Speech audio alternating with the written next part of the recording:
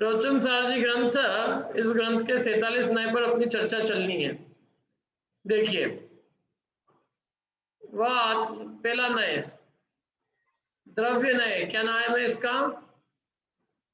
द्रव्य नय।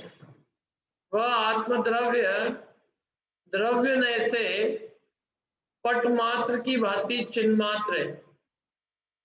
पट माने कपड़ा, जैसे कपड़ा होता है ना, कपड़ा कपड़ा है, कपड़ा कपड़ा मात्र है, कपड़े में और कुछ नहीं देखना है, कपड़ा देखना है,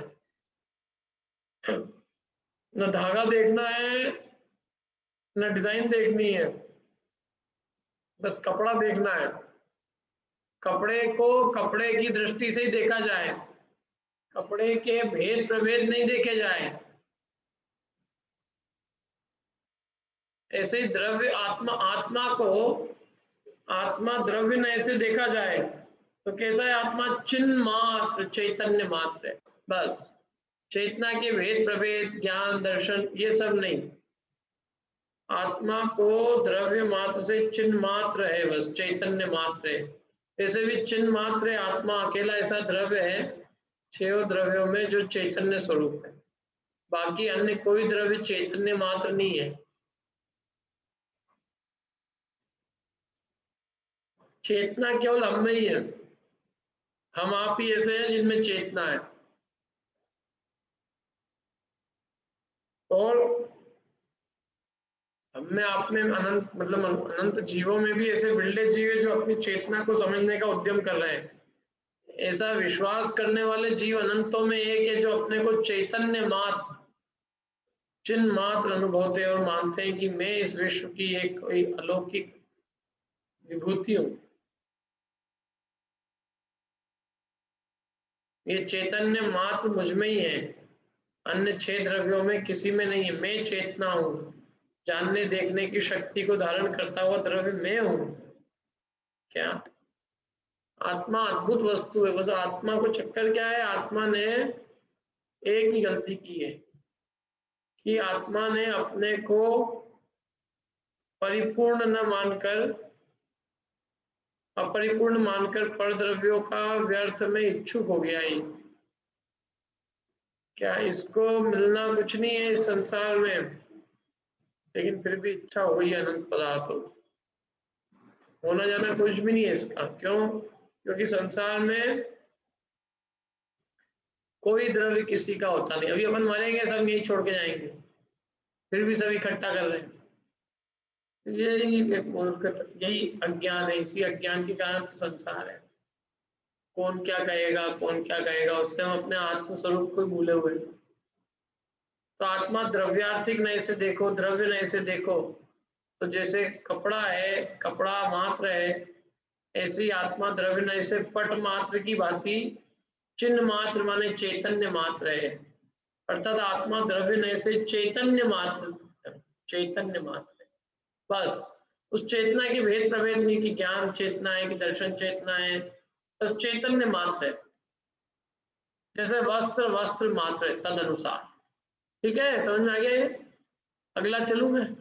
या भेद नहीं, एक तरह से इसने कोई भेद नहीं किया, वस्तु को एक द्रव्य स्वभाव जो उसका चिन्ह मात्र है, चैतन्य मात्र, वो दिखाया है द्रव्य नहीं में। अब पर्याय नहीं से देखो, किसी आत्मा को पर्याय नहीं के चश्मे से देख रहे, द्रव्य नहीं का चश्मा उतार दिया, क्या द्रव्य नहीं से पहले अपन ने देख लिया अच्छे से, अब अपन ने पर्याय नहीं का चश्मा लगाया और अब अपन पर्याय नहीं के चश्मे से देख रहे हैं। आत्मा पर्याय नहीं से तंतु मात्र की भांति दर्शन ज्ञानादि मात्र है। पर्याय नहीं से जब आत्मा को देखते हैं तो आत्मा कैसा दिखता है? तंतु, तंतु समझते हैं? तंतु किसको कहते हैं? धागे को। तो आत्मा धागा है, धागा मात्र, बस। जैसे जब हम पर्याय से मतलब उसके भेद प्रभेदों पे दृष्टि देते हैं कपड़े के, तो हमको कपड़े में धागे ही धागे दिखते हैं कि धागा है, ये सब धागों से कपड़ा बना है। खंड कपड़ा नहीं दिखता है, कपड़े में धागे दिखते हैं। कौन सा धागा डाला है, कौन सा कॉटन डाला है, क्या जो कपड़े वाले होते हैं ना, जैसे धागे का बिजनेस करते हैं, कपड़े का बिजनेस करते हैं, तो उनको डिजाइन वो कपड़ा अखंड नहीं दिखता है, वो कपड़े में यही देखते रहते हैं कौन सा वाला धागा डला है, किस धागे से बना है, कॉटन है, टेरिकॉट है, डिजाइन वाले लोग डिजाइन देखते हैं। तो पर्याय से जब हम आत्मा को देखते हैं तो उसके जो उसमें जिनसे वो चिन्ह मात्र बना है, ऐसे जो चैतन्य मात्र के जो भेद है ना, जिनसे चैतन्य मात्र का सामान्य का अस्तित्व है, जो विशेष जो उस सामान्य को रचते हैं, या यूं कहे जो सामान्य के विशेष है, तो सामान्य तो है चिन्ह मात्र और उसके विशेष है ज्ञान दर्शन आदि। तो आत्मा कपड़े जैसे पर्याय से धागों की भांति, आत्मा पर्याय से धागों की भांति कैसा है, दर्शन ज्ञान आदि मात्र है। कैसा है,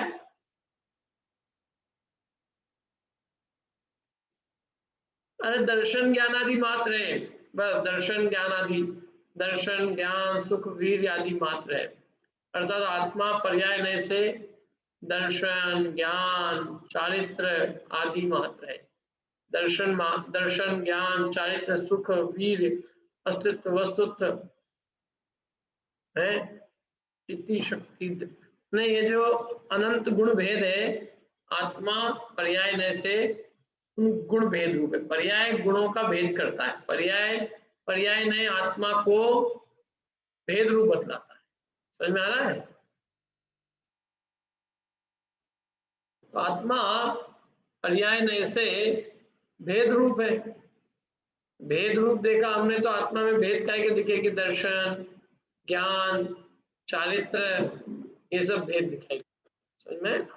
ऐसा आत्मा पर्याय से तंतु मात्र की भांति दर्शन ज्ञान आदि मात्र है। अर्थात आत्मा पर्याय से दर्शन ज्ञान चारित्र आदि मात्र है। जैसे कैसे, जैसे कि वस्त्र तंतु मात्र है, जैसा वस्त्र कपड़े मात्र नहीं, वस्त्र धागे मात्र है। वस्त्र कैसा है कि धागे ही वस्त्र है, ऐसे आत्मा कैसा है कि जो दर्शन ज्ञान चारित्र में है। बस समझ आ रहा है?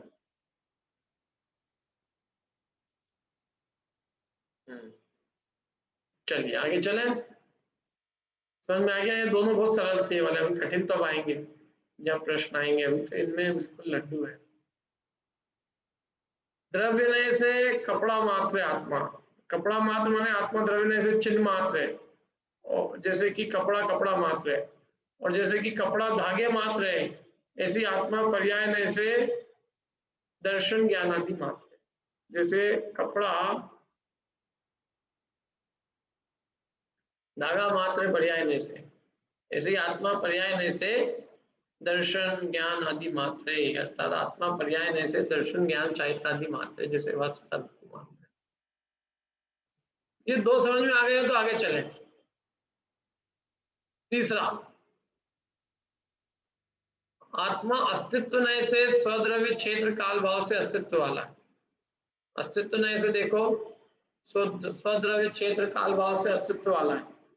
जैसे लोहमय डोरी और धनुष के मध्य में स्थित संधान दशा में रहे हुए और लक्ष्य उन्मुख बाण की भांति। जैसे कोई बाण स्वद्रव्य से लोहमय है, स्व क्षेत्र से धनुष और डोरी के मध्य में स्थित है, और स्वकाल से संधान दशा में तथा धनुष पर चढ़ाकर खींची हुई दशा में, और स्वभाव से लक्ष्य उन्मुख है तथा निशान की ओर है। उसी प्रकार आत्मा अस्तित्व नय से स्वचतुष्टय से अस्तित्व वाला है। बोलिए नहीं। भैया ये जो पर्याय न्याय से है तो इसमें एक ही को लेना है, मतलब जैसे यहाँ पे दर्शन ज्ञान आदि मात्र कहा है या दर्शन ज्ञान चारित्र मात्र का है, पर एक समय में एक ही को पकड़ा जाएगा ना, दर्शन को या ज्ञान को या चारित्र को? नहीं, सब गुणों को, गुण भेद, दर्शन मात्र दर्शन ज्ञान चारित्र आदि अनंत गुण मात्र है।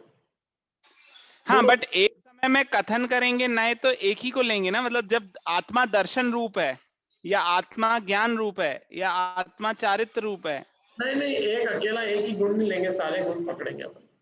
आत्मा में दर्शन भी है, ज्ञान भी है और चारित्र भी है। पर्याय नहीं, पर्यायों को पकड़ती, एक ही पर्याय तो ही नहीं। गुण भेद माने गुणों का जो भेद है उसको देखना है। अच्छा, गुणों का भेद देखना है, पर वो मात्र इसलिए कहा जाता है कि उत्तर गुण भेद मात्र है, अभेद मात्र है और गुण भेद मात्र है, लेकिन एक गुण मात्र इतना नहीं, गुण भेद रूप है। नहीं, भेद रूप तो है, बट जब कथन करेंगे तो एक को एक बार में एक को मुख्य करेंगे, बाकी सबको गौण कर देंगे, कि सबको ही मुख्य करके लेना सभी है? को रखेंगे, दर्शन ज्ञान चाहे सब में है आप। ठीक है, ठीक ऐसे है। धागे अनेक है, एक धागा तो ही नहीं है, धागे ही धागे दिख रहे हैं, ऐसे आत्मा में अनेक गुण दिख रहे हैं। ठीक है। ये कितना बढ़िया उदाहरण दिया, ये अस्तित्व नहीं वाला। अस्तित्व नहीं से अस्तित्व वाला है, काय से अस्तित्व वाला भैया? स्वद्रव्य क्षेत्र काल भाव से। देखो, हर वस्तु अपने द्रव्य, अपने क्षेत्र और अपने काल और अपने भाव से अस्तित्व वाली, और पर के द्रव्य क्षेत्र काल भाव से नास्तित्व वाली। जैसे मेरे में मेरा द्रव्य है, मेरे में मेरा क्षेत्र है, मुझ में मेरा काल है और मुझ में मेरा भाव है ना।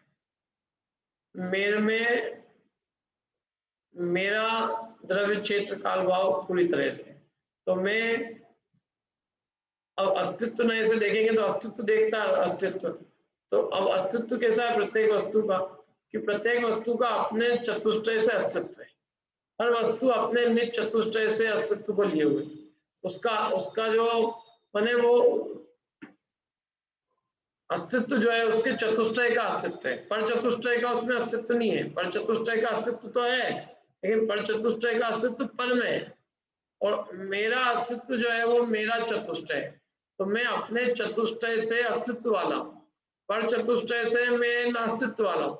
लेकिन अपने चतुष्टय से देखूं मैं, तो मैं अपने चतुष्टय से हूँ, मैं अपने चतुष्टय से अस्तित्व रूप हूँ, क्योंकि मेरा चतुष्टय, मुझ में मेरे चतुष्टय का अस्तित्व है, मुझ में मेरे द्रव्य क्षेत्र काल भाव तो है, मैं मुझ में मतलब मैं अपने द्रव्य क्षेत्र काल भाव को लिए हुए तो हूँ, लेकिन परद्रव्य क्षेत्र काल भाव को लिए हुए नहीं। जैसे धनुष का कितना बढ़िया उदाहरण दिया है। धनुष कैसा है? लोम है। धनुष का हो गया द्रव्य, लोम है। ये धनुष का हो गया द्रव्य। क्षेत्र क्या है कि जब वो धनुष डोरी के और धनुष के मध्य में स्थित है, क्या बाण, बाण एक्चुअली बाण कहना चाहिए, बाण लोम है, ये तो हो गया बाण का द्रव्य, और बाण जो है डोरी और धनुष के मध्य में स्थित है, ये डोरी और धनुष के बीच में डाला, तो बाण का वो क्षेत्र हो गया। क्या वो कहाँ क्षेत्र है उसका? कि वो डोरी, ये डोरी हमारी, ये डोरी और धनुष, इन दोनों के बीच में स्थित है, वो यहाँ है उसका क्षेत्र। और मैं ना यूं कहते हैं एक धनुष लाना पड़ेगा मेरे को। धनुष और डोरी के मध्य में स्थित जैसे बाण है ना, तो उस बाण का क्षेत्र हो गया। तो बाण का अपना क्षेत्र एक नहीं है उसका अपना क्षेत्र है, धनुष और डोरी के बीच में स्थित। और बाण की का काल क्या है कि वो संधान दशा में, संधान माने लक्ष्य की ओर, मतलब संधान माने वो जो है कहीं जाने के काल में, वो बस संधान करना मतलब निशाना मारने के काल में, निशाने के काल में। और उसका जो भाव है स्वभाव कैसे लक्ष्य की ओर उन्मुख है, जो भी निशाना है उसकी ओर उन्मुख है वो बाण। तो ऐसे जैसे बाण अपने द्रव्य से, क्षेत्र से, काल से और भाव से अस्तित्व वाला है, उसका द्रव्य है लोम है, उसका क्षेत्र है धनुष और डोरी के बीच में उसका क्षेत्र है, और उसका काल जो है वो संधान दशा में, यही उसका वो उसके काल मतलब वो निशाना लगा रहा है, निशाने में रहा हुआ है वो, मतलब चलने की ओर है वो काल, उसका चलने के लिए रेडी है। जैसे ट्रेन का काल हो गया, जैसे बाण का काल आ गया, और वो बाण अपने लक्ष्य की ओर उन्मुख है, ये उसका भाव है। तो जैसे बाण अपने द्रव्य क्षेत्र काल भाव रूप है, जैसे बाण द्रव्य क्षेत्र काल भाव माने बाण लोहमय है, धनुष डोरी के मध्य में स्थित संधान दशा में रहा हुआ और लक्ष्य की ओर उन्मुख, ये जैसे बाण है, ठीक उसी प्रकार प्रत्येक द्रव्य कैसा है कि प्रत्येक द्रव्य अपने स्व द्रव्य अपने स्वक्षेत्र, अपने स्वकाल और अपने स्वभाव से अस्तित्व वाला है। उसमें अपना द्रव्य क्षेत्र काल भाव का अस्तित्व है। ये उसका मतलब उस अस्तित्व नहीं से वो अपने चतुष्टय से अस्तित्व वाला है। आया सोनम जी समझ में? अपने चतुष्टय से प्रत्येक वस्तु अस्तित्व रूप है। ये यहाँ समझा रहे हैं कि हमारा अपने अपने चतुष्टय से हमारा अस्तित्व है, लेकिन हम क्या कर रहे हैं, हम पर चतुष्टय से अपने अस्तित्व को खोज रहे हैं। हम अपना अस्तित्व दुनिया की चीजों में खोज रहे हैं। हमारा अस्तित्व ही नहीं रहेगा, सब मकान नहीं रहेगा मेरा घर का, तो मेरा अस्तित्व नहीं रहेगा। मेरे बच्चों के बिना मेरा अस्तित्व नहीं रहेगा, पैसे के बिना मेरा अस्तित्व नहीं रहेगा। क्या मेरी इज्जत आबरू के बिना हमारा अस्तित्व कैसे? हमारा तो अस्तित्व इसमें ही है। तो हम अपना अस्तित्व काय में देख रहे हैं? क्या हमने अपने अस्तित्व को पर द्रव्यों में खोजा है। सुना है ना? एक सेकंड रुकना।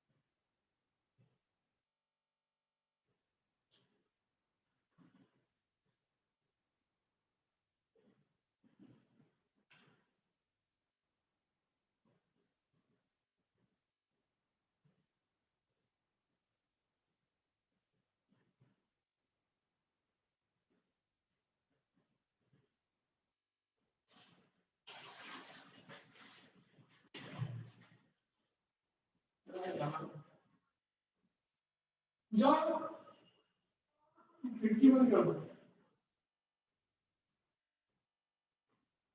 खिड़की से आ रही होती है, कुछ नहीं फर्क पड़ा। चिपकली भाई आ रही है।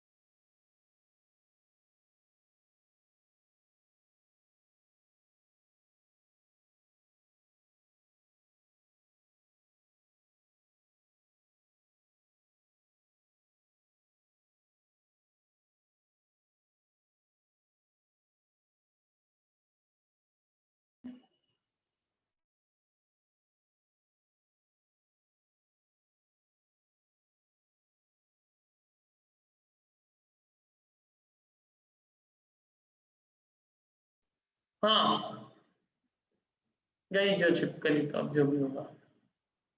क्या कह रहे हैं देखिए, आत्मद्रव्य अस्तित्व नए से स्वद्रव्य स्वक्षेत्र स्वकाल स्वभाव से अस्तित्व वाला है। सीधी सी बात है, अपने स्वद्रव्य स्वक्षेत्र काल भाव से आत्मा अस्तित्व वाला है। अस्तित्व नए ये कहता है कि आप अपने द्रव्य क्षेत्र काल भाव से अस्तित्व स्वरूप हो।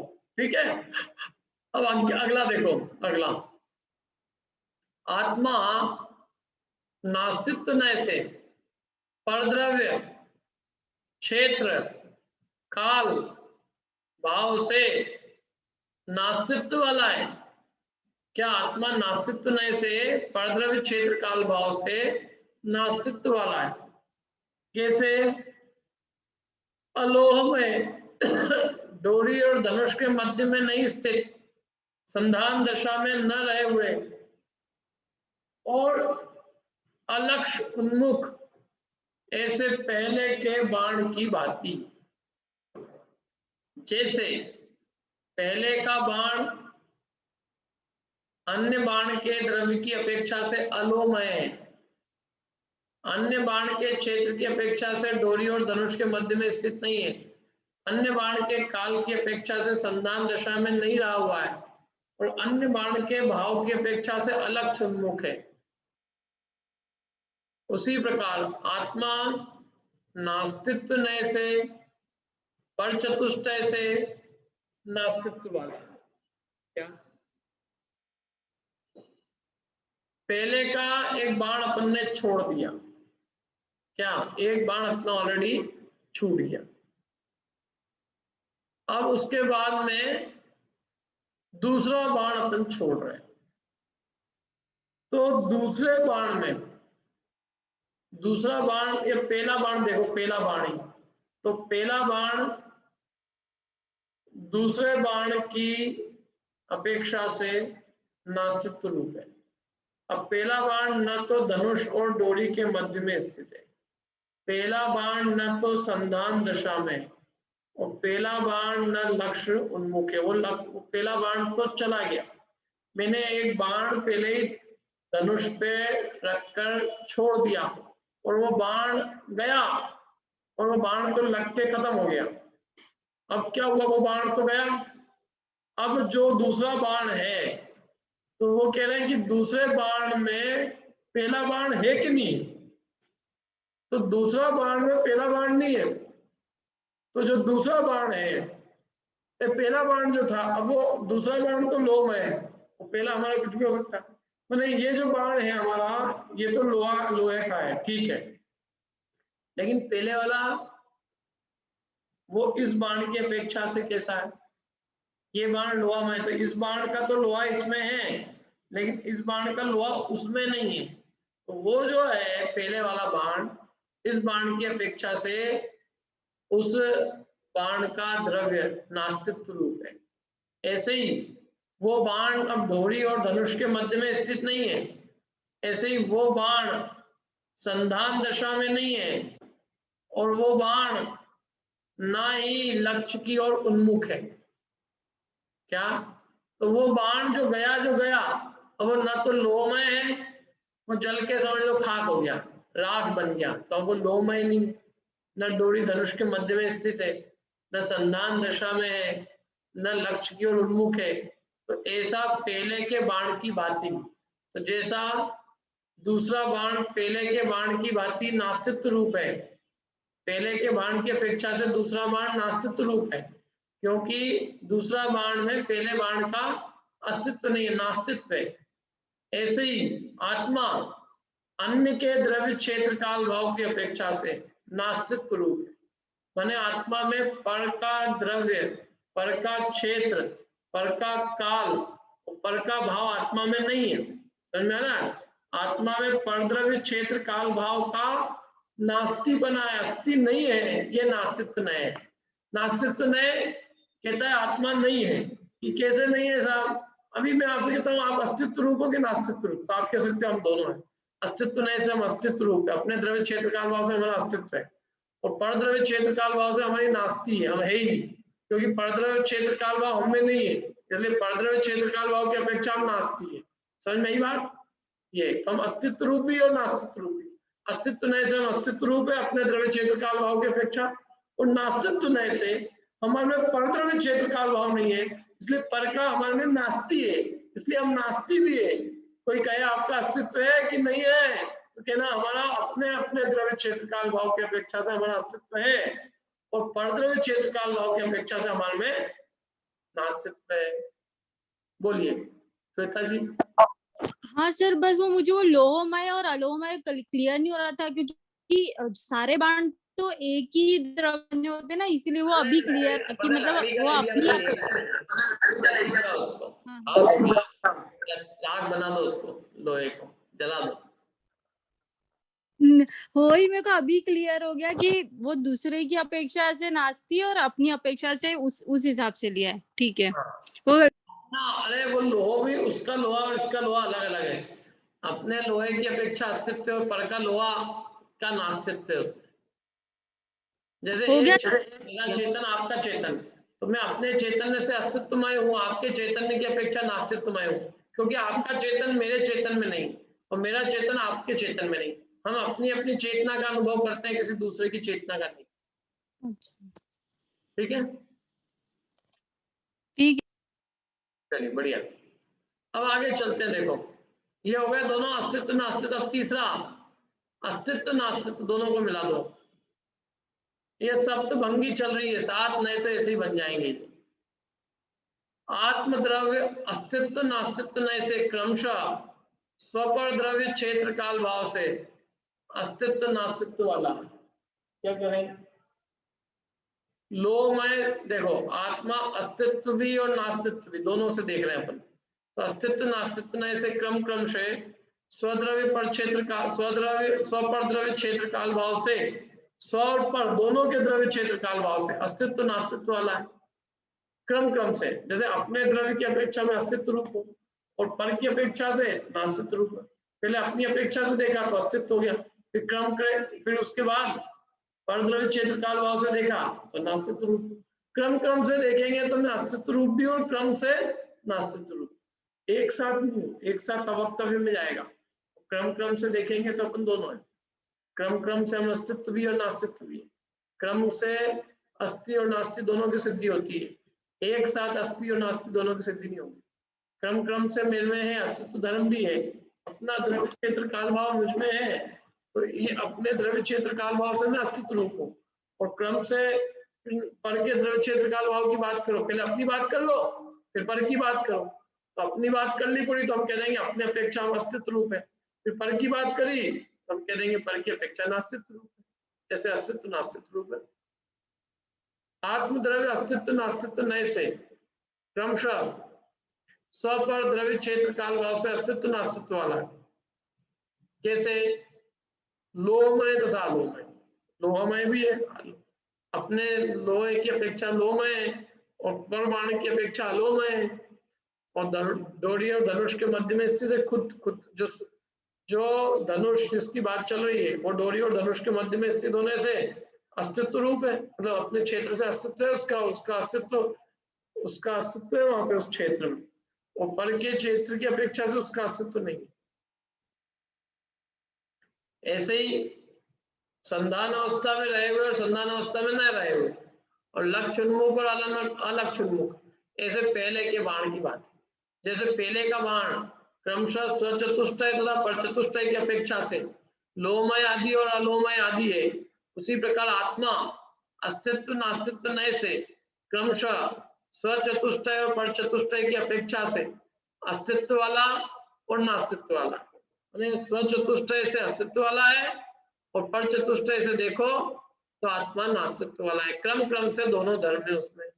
अभी अपने में देखो ये अपन समझ में आ जाए ना और उसका श्रद्धान हो जाए तो अपना अनंत दुख मिट जाए। ये श्रद्धान इतनी हो रहा अपने को कि हम अपने से हैं और अपना द्रव्य क्षेत्र काल भाव हमारा कभी मिटने वाला नहीं। हमारा अस्तित्व अपने द्रव्य क्षेत्र काल भाव से, हमने अनादि काल से अपने अस्तित्व को पर में खोजा है, आज भी खोज रहे हैं अपनी इज्जत को, अपने गुणों को पर द्रव्यों में खोजते हैं। क्या हम अपने बहुमान को काय में खोजते हैं? पर द्रव्यों में, पर वस्तु में, पुद्गल के ठीकरों में, उसमें हम अपना बहुमान खोजते हैं। ये चीज से इससे मैं बड़ा हो गया, इससे बड़ा हो गया। अरे तुम वस्तुओं से बड़े नहीं हो, तुम अपने गुणों से बड़े हो। तुम अपनी वस्तु से बड़े होते हो, तुम पराई वस्तु से कभी बड़े नहीं होते। तुम्हारे अपने गुण है, उससे बड़े हो तुम अपने में गुणों की वृद्धि करो तो बड़े हो गए। हम अपने में गुणों की वृद्धि नहीं करते, हम सामग्री की वृद्धि करते। क्या हम कहते देखो साहब मैंने ये इकट्ठा कर लिया, क्या मैंने एक मकान से 2 मकान कर लिए, मैंने एक गाड़ी से 4 गाड़ी कर ली, मैं बड़ा हो गया। बड़ा हो गया मैं? ये मैं अपने चतुष्टय से बड़ा हूं, पर के चतुष्टय से। पर चतुष्टय तो मेरे में अस्तित्व नहीं है, तो पर से मैं अपना नाप कैसे कर सकता हूँ? जो पर मेरे में है ही नहीं, जिसकी जो मेरे में नास्ती है जिसकी, उससे मैं अपना नाप कर रहा हूँ। और जो मेरे में है अपने गुण, उससे मैं अपना नाप ही नहीं कर रहा हूँ। उससे तो मैं अपने आप को, उससे मैं अपना अस्तित्व नहीं मानता हूँ। मैं अपना अस्तित्व अपने अनंत गुणों से मानने की जगह मैं अपने अस्तित्व को पर में खोज रहा हूँ। यही अपनी बहुत बड़ी भूल है। अब यही कहा कि क्रम से देखो तो आत्मा में दोनों है, अस्तित्व भी और नास्तित्व भी। अपने द्रव्य क्षेत्र काल भाव से अस्तित्व रूप है और पर द्रव्य क्षेत्र काल भाव से नास्तित्व रूप है। जैसे धनुष दोनों है, क्रम से लोहा वाला भी और अलोमय भी है। डोरी और धनुष के मध्य में भी स्थित है और नहीं भी है। संधान दशा में रहा भी है और नहीं भी है। और लक्ष्य की ओर उन्मुख भी और लक्ष्य की ओर उन्मुख नहीं भी है, अलक्ष्य उन्मुख भी है। जैसे वही बाण स्वचतुष्टय और परचतुष्टय की अपेक्षा से क्रम से लोहमय और अलोमय आदि है, ऐसी आत्मा अस्तित्व नास्तित्व नए से क्रम से स्वचतुष्टय और परचतुष्टय की अपेक्षा से अस्तित्व वाला भी है और नास्तित्व वाला भी है। तो ये तीसरा नए, चौथा नए हो गया। कितना ही चौथा नहीं, छठा नए, सातवां नए हो गया है। पांचवा हुआ, अभी 2 और बचेंगे इसमें। पहला द्रव्य नए, दूसरा पर्याय नए, तीसरा अस्तित्व नए, चौथा नास्तित्व नए, पांचवा अस्तित्व नास्तित्व नए। अब छठा आएगा अवक्तव्य नए, फिर एक आएगा अस्थि अवक्तव्य, एक नास्ति अवक्त, अस्थि नास्ति अवक्त। ऐसे 7 भंगी के 7 नए और 2 द्रव्य पर्याय के, ऐसे 9 नए। तो आपको यही याद हो गए कि नहीं हो गए याद? बोलो 47 में से 9 याद हो गए, 38 ही बचे। कितना इजी हो गया। अब अवक्तव्य में सुनो, देखो आत्मा अवक्तव्य नए से युगपत एक साथ स्वद्रव्य परद्रव्य स्वपरद्रव्य क्षेत्र काल भाव से अवक्तव्य। अब एक साथ वर्णन करो एक ही काल में। तो एक काल में हम दोनों एक साथ नहीं बोल सकते। हम अपने धनुष की बात करेंगे तो दूसरे धनुष की नहीं करेंगे, दूसरे की करेंगे तो अपने की नहीं करेंगे। कभी कभी क्या है, कुछ लोग बोलते हैं इतनी जल्दी खाने में बोलने में खा जाते हैं। अभी समझ में नहीं आता वो खुद की बात कर रहे हैं, पर की बात कर रहे हैं, क्या कर रहे हैं। अभी हमारा एक प्रिंटर था, वो खराब हो गया। तो हमने एक से पूछा तुम्हारा कैसा चलता है, तो अब वो बात करे तो मेरे समझ में नहीं आएगी मेरे प्रिंटर की क्या है। अरे वो तो ऐसा है बिल्कुल, मैं तो एक जो है ना, बस ऐसा एक पेज निकालने के लिए उस पर खड़ा रहना पड़ता है। फिर वो अपने प्रिंटर की बात कर लेंगे, और मेरा भी ऐसा ही है। अब मैंने कहा तेरा ऐसा है तो तू तेरी बात कर रहा है, मेरी बात कर रहा है, किसकी कर रहा है? अवक्तव्य है बिल्कुल, उसका नहीं अवक्तव्य है। क्या मेरे लिए तो कई बार कई लोगों की बात समझना मुश्किल पड़ती है। फोन पे भी बहुत कभी कान लगा के घुसेड़ के मैं सोचता हूँ कान में कुछ। फिर कुछ लोगों की आवाज ही समझ में नहीं आती क्या कह रहे हैं वो बहुत बातें इशारे में करते हैं। मेरे में क्या है, मेरे में इतनी बुद्धि नहीं। हाँ वो बात कर लेंगे अपन, उससे हो जाएगा काम। अब क्या हो जाएगा, क्या है क्या नहीं है, अधूरा आधा अधूरा स्टेटमेंट क्या है, फेरू हो जाए अपने साथ। अब वक्तव्य है, कहा ही नहीं जा सकता वो क्या कह रहे हैं, वो वही। तो बहुत क्लैरिटी होनी चाहिए बात में, क्लैरिटी एकदम। अब वक्तव्य ऐसे क्या है, दोनों एक साथ बोल रहे हो। जैसे अपन किसी की तारीफ भी कर रहे हो, निंदा भी कर रहे हो, तो आदमी समझ में नहीं आता कि क्या क्या हो गया मेरे लिए, क्या कर रहे हैं मेरे साथ। अब जैसे मैं मतलब एक उदाहरण दे रहा हूँ मोटा मोटा, जो है वीडियो ऑन रखूं और बोलता रहूं मुंह से म्यूट करके, तो आप क्या हो गए, अवक्तव्य हो गए पंडित जी। क्या एक साथ ये जो है ना बोलना इनका, अब बोल ही नहीं रहे, कुछ दिख तो रहे बोलते हुए, अब वक्तव्य है, क्या कह रहे हैं, वक्त कहा नहीं जा सकता। तो एक साथ दोनों चीज अपन कर रहे हैं, एक साथ क्या, एक साथ हम स्वद्रव्य का भी और एक ही साथ परद्रव्य का भी, तो दोनों का एक साथ वर्णन करने की अपेक्षा आत्मा अवक्तव्य है, क्योंकि दोनों का एक साथ कथन नहीं किया जा सकता। एक काल में आत्मा को एक ही तरह से बताया जा सकता है, या तो हम स्वद्रव्य की बात कर लें या परद्रव्य की बात कर लें। अब उसी स्वद्रव्य की बात करें और परद्रव्य की बात करें एक साथ, तो वो अवक्तव्य हो जाएगा, कहा नहीं जा सकता। माने दोनों को एक साथ नहीं कहा जा सकता। अच्छा, आप कह सकते हो, आप अपने और पर के पड़ोसी के भी, आप अपने भी और पर की भी बात एक साथ करके बताओ। करोड़ रुपए है, किसकी किसकी पास भी है, मेरे पास भी और उसके पास भी, तो क्रम हो गया ना, मेरे पास भी, तो तेरे पास की बात करी, फिर उसके पास भी, उसके बाद तुम कैसे ही कितने कहो, उस युगपद एक साथ स्व और पर की बात, स्वद्रव्य और परद्रव्य, ये दोनों युगपद कथन नहीं किए जा सकते। देखो क्या इसका उदाहरण दिया, बहुत अच्छा। आत्मा अवक्तव्य ऐसे युगपद एक साथ स्वद्रव्य क्षेत्र काल भाव से अवक्तव्य। क्या मतलब, लोमय तथा अलोमय, डोरी और धनुष के मध्य में स्थित तथा डोरी और धनुष के मध्य में नहीं स्थित, संधान अवस्था में रहे हुए और संधान अवस्था में नहीं रहे हुए, लक्ष्य उन्मुख और अलक्ष्य उन्मुख, ऐसे पहले के बाण की बात।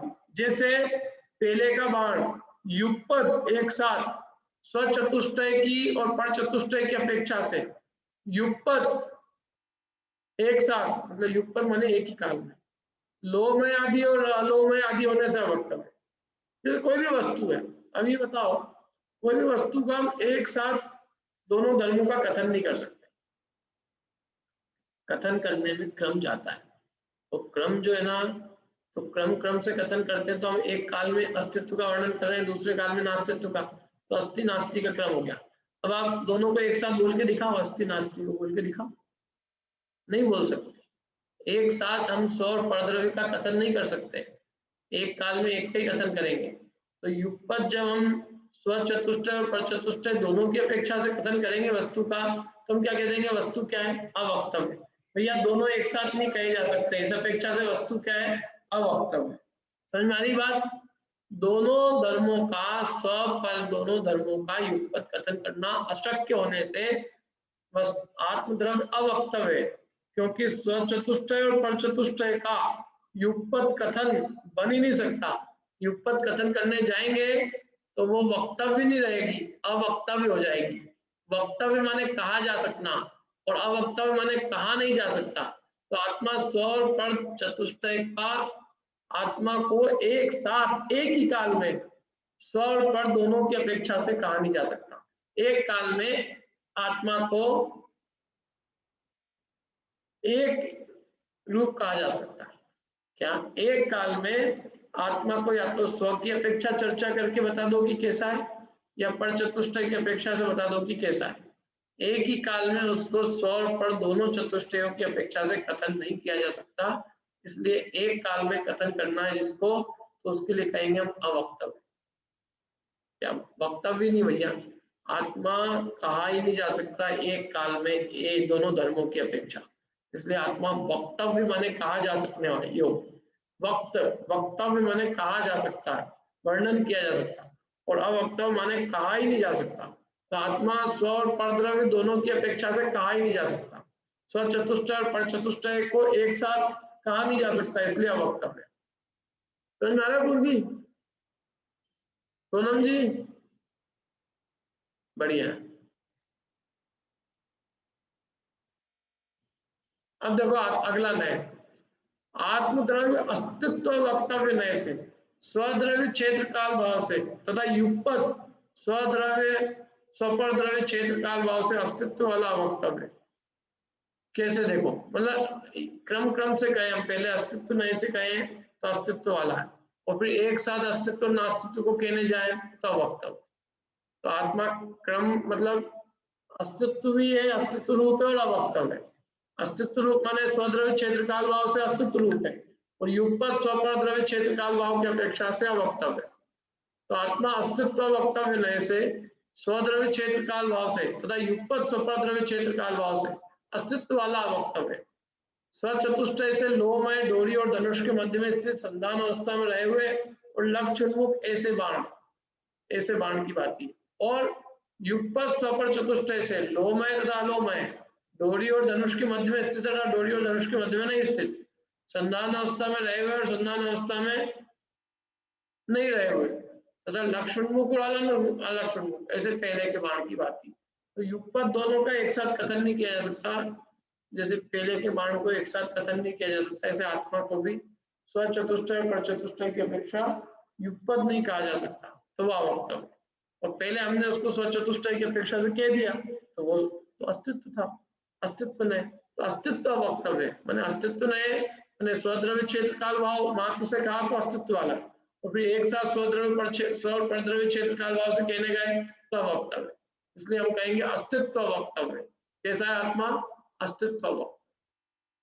जैसे पहले का बाण स्वचतुष्टय से तथा एक ही साथ स्वपर चतुष्टय की अपेक्षा से लोहमय आदि तथा अवक्तव्य, उसी प्रकार आत्मा अस्तित्व अवक्तव्य न से स्वचतुष्टय की तथा युगपद स्वपर चतुष्टय की अपेक्षा से अस्तित्व वाला तथा अवक्तव्य। सरल है।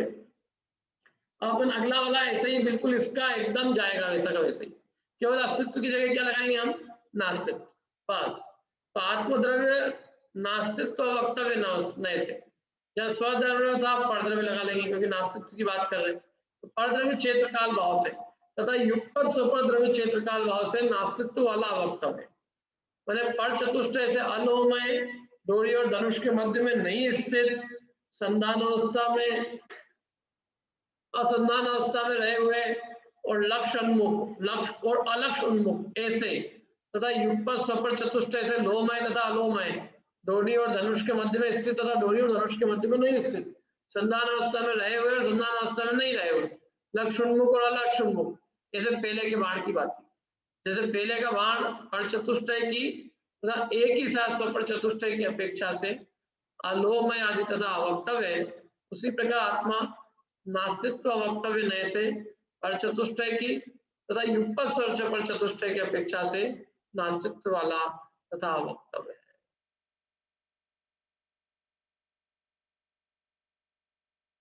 और अंतिम ये क्या है? ये वस्तु स्वरूप को समझने के लिए बहुत कार्यकारी।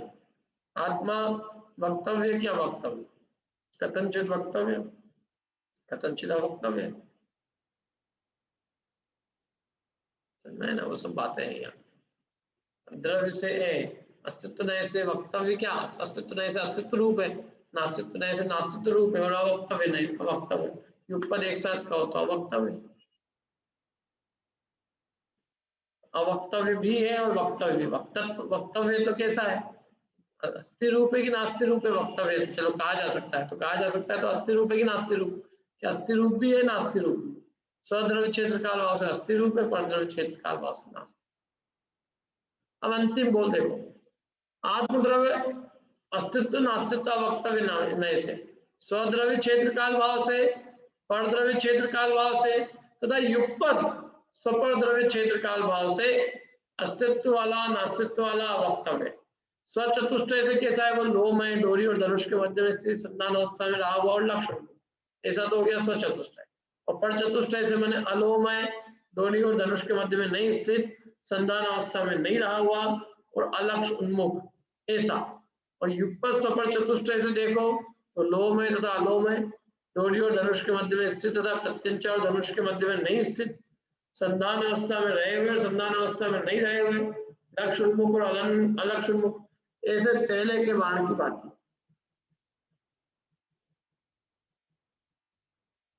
क्या जैसे पहले का बाण होता है ना, जैसे पहले का बाण स्वचतुष्टय और परचतुष्टय तथा युगपद स्वपर चतुष्टय की अपेक्षा से लोहमय अलोमय तथा वक्तव्य, उसी प्रकार आत्मा अस्तित्व नास्तित्व वक्तव्य नए से स्वचतुष्टय की तथा परचतुष्टय की तथा युगपद स्वपर चतुष्टय की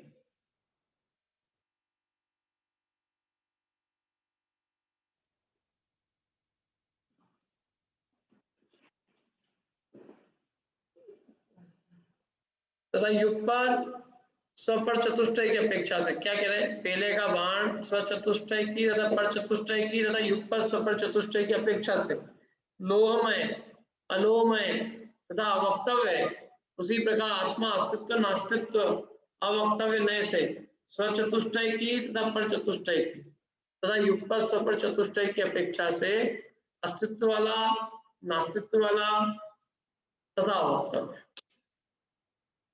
क्रम क्रम से कथन करेंगे, जैसे स्व चतुष्टय की अपेक्षा से अस्तित्व वाला, फिर क्रम से पर चतुष्टय की बात करेंगे तो नास्तित्व वाला है, और फिर दोनों को एक साथ बोलने की कोशिश करेंगे तो अवक्तव्य। तीनों आ गए समझ में? ये सब अपन और विस्तार से चर्चा करेंगे। अभी एक बार आप समझ लो इतना, फिर अपन इसकी कल और विस्तार करेंगे। अब 2 ले लेते हैं अपन, है कि नहीं? 11 हो जाएंगे अपन। आत्मा विकल्प नय से बालक, कुमार और वृद्ध ऐसे एक पुरुष की बाकी सविकल्प है। जैसे अर्थात आत्मा भेद नय से भेद सहित है, जैसे कि एक ही पुरुष बालक, कुमार और वृद्ध ऐसे भेद वाला है, ऐसे आत्मा विकल्प नय से विकल्पात्मक माने भेद रूप है। आत्मा विकल्प नय से भेद रूप है, जैसे एक पुरुष वृद्ध बालक, एक ही पुरुष बालक, कुमार और वृद्ध ऐसे भेद वाला है, ऐसे आत्मा भेद नय से भेद सहित है। कैसे भेद? जैसे दर्शन, ज्ञान, चारित्र के भेद है ना, ये सब भेद, अथवा गुण पर्याय के भेद, तो दर्शन के अंदर भी चक्षु दर्शन के भेद, ज्ञान में मति शुद्ध ज्ञान की भेद, तो ऐसे भेद वाला। क्या? जैसे आत्मा, जैसे कोई पुरुष बालक, कुमार और वृद्ध ऐसे भेद वाला है, ऐसे ही आत्मा विकल्प नय से बालक, कुमार और वृद्ध ऐसे भेद वाला है। इसमें और इसमें क्या अंतर है जो पर्याय नय में और इसमें है कि उसमें तो पर्याय मैंने गुण भेद लिया है और यहाँ विकल्प लिया है। गुण भेद के जो विकल्प है तो विकल्पात्मक है, निर्विकल्प नहीं है। निर्विकल्प में तो हमें कोई विकल्प नहीं चाहिए, सामान्य एक अभेद पुरुष मात्र।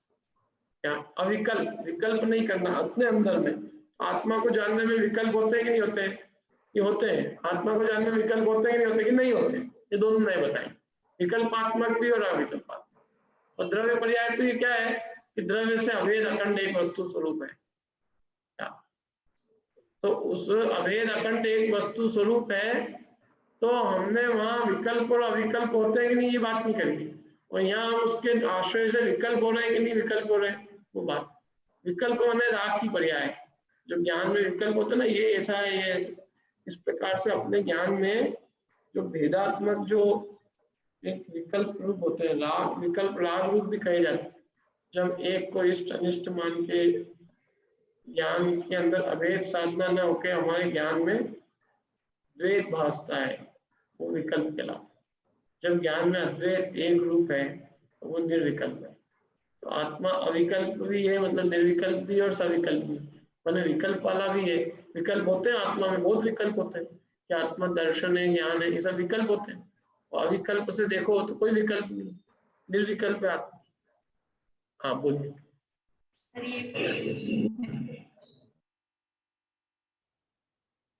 आत्मद्रव्य विकल्प नय से, बोलो नील भाई।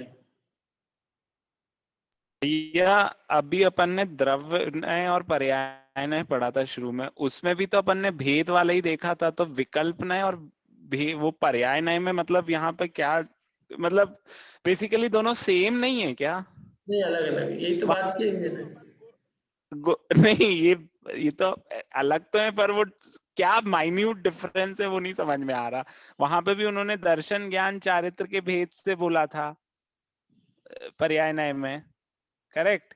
और यहाँ पर भी इन्होंने बालक, कुमार, वृद्ध ऐसे एक पुरुष की भांति मतलब भेद ही डाले हैं ना यहाँ पर भी। तो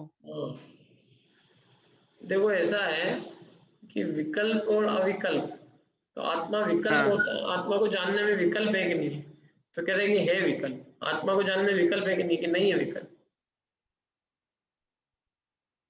आत्मा विकल्प वाला है क्या विकल्प वाला है, कि दोनों है। विकल्प नहीं से विकल्प वाला है। जैसे कि एक पुरुष में विकल्प होते हैं कि बालक है कि कुमार है कि वृद्ध है, और जैसे एक पुरुष में कोई विकल्प नहीं होता कि ये पुरुष है। ऐसे ही आत्मा आत्मा है, अविकल्प है।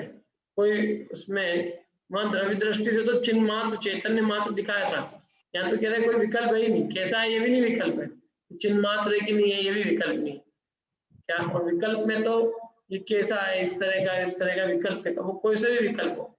चिन्ह अविकल्प में कोई मतलब कोई विकल्प ही नहीं है क्या।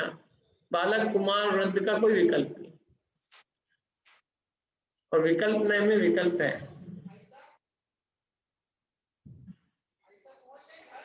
तो बेसिकली इसमें ज्ञान का लेना है कि ये जो विकल्प और सविकल्प और अविकल्प, तो ज्ञान में जो अपन जानते हैं वो वाले विकल्प लेना है और वहां गुण का भेद लेना है हाँ क्या? बराबर, ज्ञान अपेक्षा से ये विकल्प नहीं और अविकल्प नहीं। एक और वो तरफ वस्तु तो को गुणों लेकर के एक तरफ तो गुणों के विकल्प की बात है, एक तरफ पर्यायों के विकल्प की बात है। दोनों तरफ से देख सकते हैं सब। नहीं, एक में तो पर्याय अलग अलग होती है गुणों की, और दूसरे में जैसे द्रव्य में गुण है आनंद, तो एक एक गुण की अपेक्षा विकल्प से बताते हैं कि जिसमें ज्ञान है, दर्शन है, चारित्र है, उस तरह से भी तो बताते हैं। तो वो गुणों के भेद विकल्प हो जाएंगे। नहीं, हाँ मतलब पर्याय के भेद किए, यहाँ विकल्प अविकल्प में पर्याय भेद और वहाँ गुण भेद ले लो, ऐसा कहना है। हाँ, मेरे दो तरह से भी तो फर्क आता होगा ना। हाँ, पर पर्याय नए में तो क्या है, भेद मात्र को पर्याय, चाहे गुण का भेद हो चाहे पर्याय का भेद हो, फिर भी ठीक है, ये बात अच्छी है। फिर भी एक बात ये जो आपने बताई, इस तरह से भी सोचा जा सकता है कि यहाँ पर्याय भेद की बात है, वहाँ गुण भेद की बात है। हाँ बोलो तरुण। ऐसा लग रहा है कि वहां पर ऐसा जो भेद थे वो एक साथ संभव वाले, मतलब एक साथ देख रहे थे जैसे गुण भेद देखते हैं, और यहाँ पर वैसा देख रहे हैं कि अलग अलग एक बार में एक जो देखते हैं पर्याय भेद जिस तरीके से देखते हैं। ठीक है, वैसा भी कल अपन इसको और ले लेंगे, कल मैं और इसको देखता हूँ। ठीक है, अभी इतना अपन कर लेते हैं इसको। तो आत्मा अविकल्प नए से एक पुरुष मात्र की भांति अविकल्प है, अर्थात अभेद नए से आत्मा अभेद है, जैसे कि एक पुरुष बालक कुमार और वृद्ध ऐसे भेद रहित एक पुरुष मात्र है। ठीक है, ये अपने 11 नए हो गए अभी। 11 कौन कौन से? आत्मा द्रव्य नए, स्वरूप बोल रहा है पर्याय नहीं, द्रव्य नए, पर्याय नए, अस्तित्व नास्तित्व, अस्तित्व नास्तित्व, अवक्तव्य, अस्तित्व वक्तव्य, नास्तित्व वक्तव्य, अस्तित्व नास्तित्व वक्तव्य, ये 9 तो सरल है। और 10वां ध्यान रखना, विकल्प नहीं और 11वां अविकल्प नहीं। इसमें 11 नहीं की चर्चा करना भी।